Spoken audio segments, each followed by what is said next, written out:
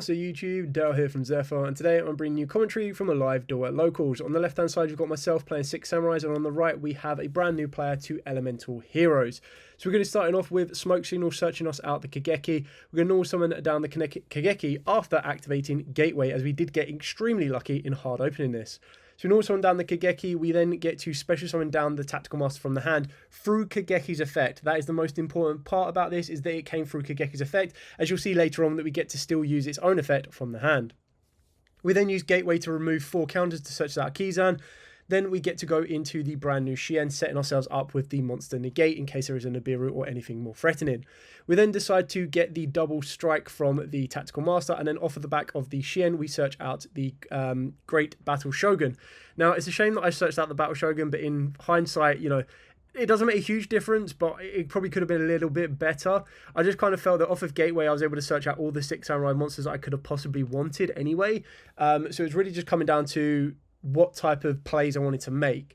It's always a little bit trickier when you open up the Gateway, is because you usually have your normal route of play that you want to make by going through the Link 2, which allows you to accumulate more tokens a lot easier. Whereas in this one, I kind of had it a little bit difficult. So we ended up getting a Kizan, summon down the Kizan, bring back the trainer, and then off the trainer off the back of the double strike. And this time I go into Crystal Wing. This is something new that I'm trialing out, just to kind of upgrade my Shien into a bigger, stronger boss monster, but then also putting the Shien in the graveyard can be very helpful for Cunning. So as you can see here, I actually go into a second Shien, and then this will of course get me Cunning, which means I can turn any of my 6 Samurai monsters into a Shien, setting up that monster negate again. So what you're doing off of the back of Cunning and being able to bring back a Shien is you're basically being able to refresh a Shien effect. Like if I already use Shien's effect during my opponent's turn, or my opponent Dark Rulers me, negates the board or anything like that, I can then use Cunning to bring it back, and I've got that monster negate back online. So we're going to go for another Kizan. It's at this point that I get a little bit too greedy, and I probably should have played this a little bit differently, a bit more reserved. But I ended up going into Daguerres. We used Daguerres' effect to bring us back a tuner, and this was mainly just to kind of accumulate more Bushido counters and try and set up another synchro play. Now, I had to bring back a tuner, and this is kind of where I've messed up a little bit as well, is like, I wanted to try and get into the Shien level 5, which would have dealt with the spells and traps. But I also kind of... So instead of going for that, I ended up going for Dawn Dragster, which is why I searched out the Master. And then you see that I'll special summon down the Master, which will give me a 2 Bushido counters, and then we go into a 7. So obviously it would have been a little bit more beneficial for myself, because then I could have made, if I was actually able to make the original Shien, I would have got an additional 2 Bushido counters, which means I have to early doors use Cunning. And again, I just get a little bit greedy. Like I don't need to get to this particular position.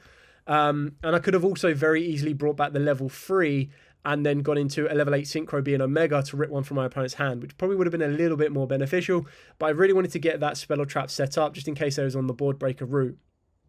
I found out that obviously, or I remembered that I can't summon down the Battle Shogun because I don't control 2 6 Samurais at this particular point. Again, another issue of not being able to go into the Shien and get my levels mixed up a little bit.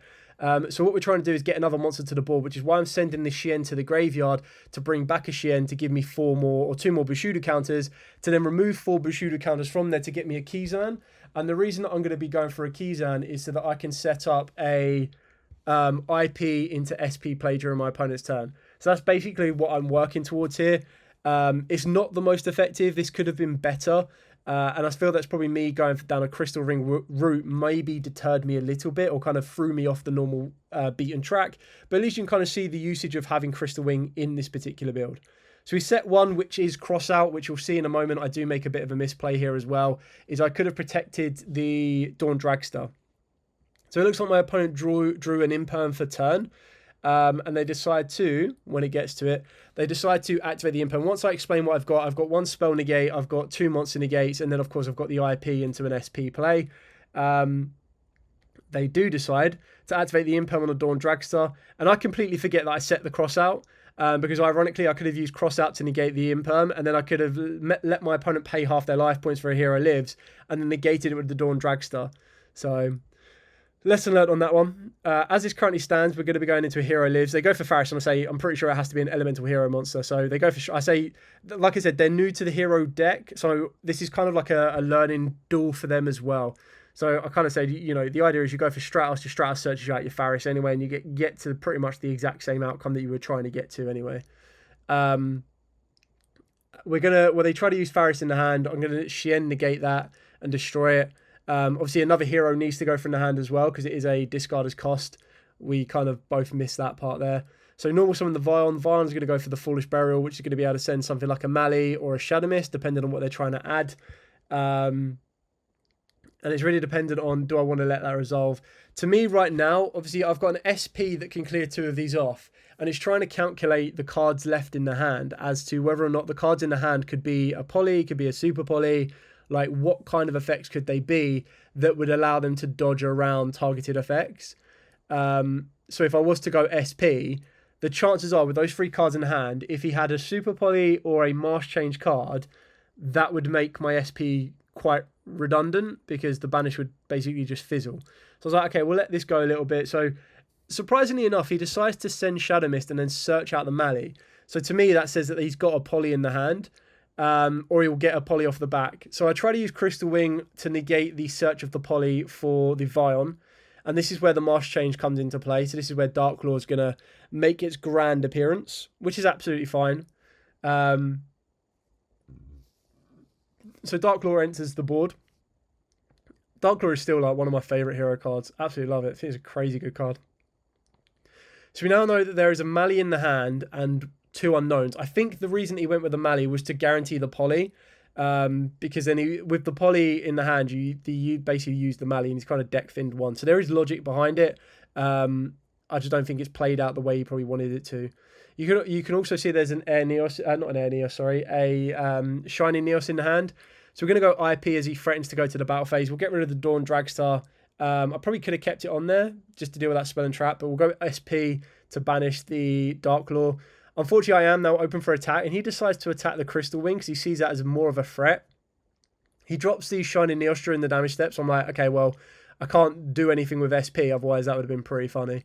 So we lose the attack on we get killed, the Crystal Wing gets killed, but then we know that they've still got a Mali bricked in their hand now, so there's not really anything that is too damaging. I suppose the only thing that would have made this play a little bit better for them is if they opened up a Fusion Destiny, because then you just add a DPE to that board and it just becomes even stronger. So we draw for turn. We've got 2 counters and a cross out. We're going to normal summon down the Kizaru. Kizaru's going to put 2 counters on the gateway. But then we realise, wait, we've got to go back and double check the Daguerre. So I skip my main phase. We basically have to go to the battle phase first, which means it's going to last a turn more. We kill the Stratos, then we attack for 16 with the SP. Then we go to main phase 2 and then repeat the process of what we was going to do. So 2 counters off Bushudu. Remove all 4 of that. Search out Tactical Master. Tactical Master to special summon itself down. Get 2 more Bushudu counters. Synchro into a 6. I think the only 6 I've got left is a Nishi. So we go into a Nishi. We get 2 more Bushudu counters. We then get to add the double strike back from the graveyard, as that is the benefit of the Tactical Master. Even though it only has like 1 or 2 optional cards to search, it can add it back from the grave or the deck, whereas the other one can only add from the deck. So it means you can't loop the Cunning back, which is a bit disappointing. We're going to remove 4 from here. You can also see like the link zones are kind of locked up a little bit. So it's pretty much like how far do you want to go? How far do you want to synchro? Where do you want to make the plays kind of go? So we can add either a Kizan, we can add a tactical, we can add a Grandmaster, we could add a Anarchist. Like, we've got a couple of different options depending on what we wanted to try and add. But you still need to get them off the board. And I don't really want to get rid of the SP because the SP is still a form of interruption. Another thing that we need to do is probably try and deal with a banish as well. Because if we banish a card, then a Nishi can bring it back. So we go for Hatsume instead. We get to special summon down the Great Shogun because we control 2 and we set 1 more card. So now my opponent can only activate 1 spell or trap a turn. I've got a Monster Negate and I've also got a banish over the back of the SP Little Knight when they activate an effect. So knowing that 1 card in the hand is Mali, he would need to draw another Destiny Hero and then or a Poly just to get a DPE to the board. And then straight away that DPE would have to kill the Shien and then it still has to deal with SP Little Knight. So, I mean, he got a Denier, which isn't bad. So normal summon Denier is going to be able to put a Destiny Hero on top of deck, which is going to negate and destroy that with the Shien. And at this point here, this is where that not having that Mali in the graveyard kind of falters a little bit more. So then he pretty much says, yeah, it's end of game. And he obviously hard opened up the Neos, so that kind of really hurt them. So moving into game 2, Hero gets to go first this time. I haven't opened up any interactions. I've opened up a Dark Lord and no more for going second. So depending on how powerful the end board is, that would be pretty interesting. So starting off with Hero Lives, which is a great card to start off for with heroes. This is going to get them direct access to Stratos. Stratos is then going to... So you can see that they've already learnt from their first duel already, that you go Stratos into Faris. So that's kind of like the standard play on that one. So Faris, effect, discard a Mali, which is a pretty good one to be setting up. It looks like they've opened up multiple Hero Lives. And that card that you put back to his extra deck would obviously be an extra deck card. I've already mentioned this to him. It's like the downside of having the same sleeves as your main deck and the extra deck is you have to be very careful when you're unsiding. But it's obviously only a locals duel, so it's not really too attentive to it, I suppose. I'm not like going to call a judge on anything on it. So yeah, okay, just put it back in your extra deck and we'll carry on playing. So we go for increase, standard increase line, get the Varn on the board. Varn goes for the Foolish Burial. Foolish Burial is going to send Denier this time, which is interesting. Going to be able to banish the Faris to search out a Poly. And then you're going to be able to pretty much set your plays up. So it looks like we're going to go down the hard route line. I'm saying like probably what you want to do is you want to banish the Mali first because you need to have a Destiny hero to the board. So basically, again, just giving them a couple of help or a couple of pointers to help them out. So you'd get rid of the Mali, summon back this, and then like you can put the Denier back, the Mali back to the top of the deck. And he likes to go down a different route, which is quite spicy. He likes to go for a Plasma. Because of how effective Plasma can be. So he stacks the Plasma to the top of the deck. So that means that if he gets a draw, which he's opened up a Liquid Soldier as well, which is hindsight, where he's going to be able to get access to. So, oh, hang on a minute. He probably should have done that first before having the... Before stacking the deck. That would have been quite helpful. Because now he's shuffled the deck, but... I mean, that's a pretty interesting hero board. It's 5 different heroes, which is pretty cool. So we're going to be linking 2 of those together. He likes to go into Wonder Driver rather than Decimator, but not Decimator, sorry. The Cross Crusader. But again, this is all just learning curves. Like he's just finding different ways to play the deck right now. So he gets to go into a DPE. He gets to reset the Poly because of Wonder Driver. Activate the Poly again in a minute after activating Reinforce it with the army. We're just going to give him direct access to the Liquid Soldier. Then going to activate the... Eventually he's going to activate the Poly, I guess. Yeah, there you go. There's the Poly. With 2 elemental heroes, one of them being a water. So Liquid Man is going to give him Absolute. So Absolute gives the ability to nuke the board. Draw 2, ditch 1. So ditches the backup hero lives that he got. So the board is fairly decent because you can DPE, destroy the Absolute Zero, pop one of my back row cards, and then Absolute Zero would nuke the board. Unluckily for him, I did hard open up the Dark Ruler no more, so that will shut off his board a little bit. Like it shuts off DPE, which means he can't control when he activates Absolute, which is really important because I have cards like Anishi that will let me put the Absolute back, which means I don't need to worry about it as heavily. So we've got the cross out. It looks like we top decked the cross out for turn. There's a Smoke Signal, 2 Anarchists, and a Dark Ruler with 1 other card. So... Again, what I quite like doing here is I'll activate the Smoke Signal, I'll get the Kageki, and the reason I do this is because if he wants to Imperm me or Veiler me, because I've got the Anarchist, I can still combo and still play. If he doesn't have any of those, then I can still play. I'll get like an additional extender to the board. So we'll activate Dark Ruler, we'll shut off the back row, shut off the DPE, normal summon down the Kageki. Kageki's effect will then attempt to special summon 1 from the hand, and it's now at this point where it's like, right, has he got a Veiler, has he got an Imperm, like what's he got? So... He activates the Mask Change, which is very interesting because he gets rid of DP now that it's ineffective and puts on Dark Claw. And Dark Claw is actually quite annoying. Like, to be completely honest with you, it's like massively annoying because it now means that my Anarchist won't be able to trigger because it doesn't go to the graveyard. So I now need to get rid of Dark Claw before I can actually do anything, which is really annoying. So he gets to reset the Mask Change for during his turn. We get to normal special summon down the Hatsume from the hand off of the back of Kageki, and then we get to special summon down the Anarchist. So again, this is where Dark Lore becomes even more annoying because it's like my Hatsume wants monsters in the graveyard. So I would like to use Kageki and the Anarchist to make the Shien, and then I would have had 2 Six Samurais in the graveyard, pretty much setting up my Hatsume. So that once I searched a card off of the back of my Shien, I could have special summoned down like a Kizan, for example, linked the Kizan, or even the Tactical Master, synchro Tactical Master plus the Shien into a Crystal Wing, and then used Hatsume to banish 2 from the graveyard to bring the Shien back to the board. So then my board would have been a Crystal Wing, a Hatsume, plus a Shien. So that's 2 monster negates. And then I could have dealt with the Absolute Zero. So this is where Dark Law becomes a bit of an issue, but you'll see how I kind of play and navigate around it. So we go Shien. Obviously, I can't OTK this turn because he is under Dark Ruler. We grab the Great Battle Shogun. I just like having direct access to this card. Like, having direct access to this card now is crazy good.